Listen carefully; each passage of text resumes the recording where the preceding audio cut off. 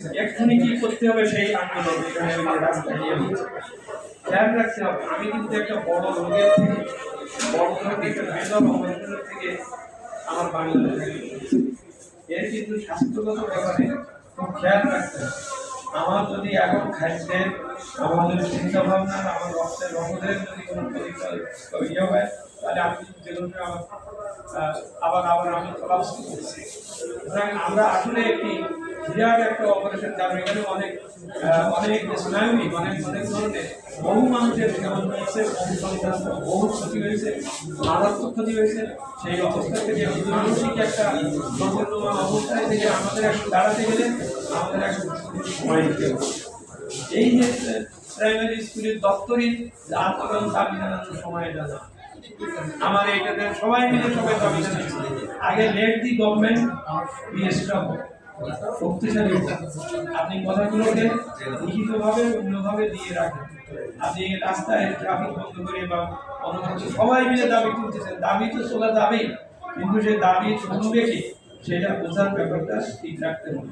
ঘূর্ণিঝড় ছিল, সে যখন শ্রীলঙ্কার সাগরে উৎপত্তি হয়ে সে জিজ্ঞেস করলো যে আমি কোন পথে যাবো। তারপর সে অনেকে ইভেন এখান থেকেও অনেকে হয়ে দিল যে আপনি 15ই নভেম্বরের দিকে যদি যান তাহলে ওদের পাকা ধানও শেষ করতে দিতে পারবেন, নতুনকে শেষ করতে দিতে পারবেন, আর ওনাদের কিছু সমস্যা আছে তারা এটাকে ঠিক সরাতে পারবেন। তখন কিন্তু আমাদের এখানে একটা নিউ গভর্নমেন্ট ছিল, কেয়ারটেকার গভর্নমেন্ট ছিল।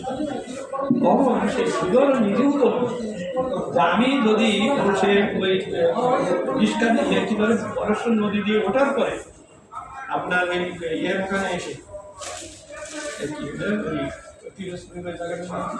ওখানে এসে দেখলো যে ঝড়ের যে ডিরেকশন সেটি গেলে কিন্তু সোজা রাজধানীর মধ্যে চলে যায়। তখন সে বললো যে আমি যদি এখন রাজধানীর উপর দিয়ে যাই, এই নিয়ে একটা কেয়ারটেকার কোম্পানি কেবল আসছে, তার অনেক দুর্বলতা, তাহলে কালকে আর আমি কত ক্ষতি করেছি এটা দেখবার লোক আর পাওয়া যাবে, তার মধ্যে দিয়ে তো শেষ হয়ে যাবে। তার জন্য সে ঝড়ের ডিরেকশনটা কাউখালির ওখান থেকে সে সরিয়ে দিয়ে চাঁদপুর বিদ্যায় দিকে, আমি একটা প্রতীক হিসেবে বলছি আর কি, ওই দিক দিয়ে গেল আর কি। আপনাকে গভর্নমেন্টে থাকতে দিতে হবে, গভর্নমেন্টকে শক্তিশালী হতে দিতে হবে, তারপরে আপনি আস্তে আস্তে তাড়িয়ে দেবেন। অনেক ভূতরাঞ্চি হতে পারে, হতে থাকবে, আপনি সেটাকে এই ধরনের আলোচনা করে করে আপনারা এগুলো ধরিয়ে দেবেন, দিলে হবে। কারণ মহামান্য রাষ্ট্রপতি এটা কিন্তু একটা পদবি প্রতিষ্ঠান, ওই ব্যক্তি এখন এই মুহূর্তে না। পয়েন্ট হচ্ছে আমার সংবিধানের সংরক্ষণ এবং সে ইয়ে করতে পারে, একটা সাডেন টাইমে এসে আপনি ইয়ে করতে পারবেন।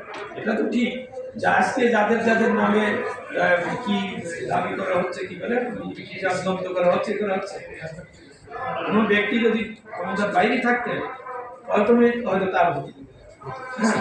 তিনি একটি প্রতিষ্ঠান ব্যাংকের ভাইস চেয়ারম্যান ছিলেন, এই ছিল।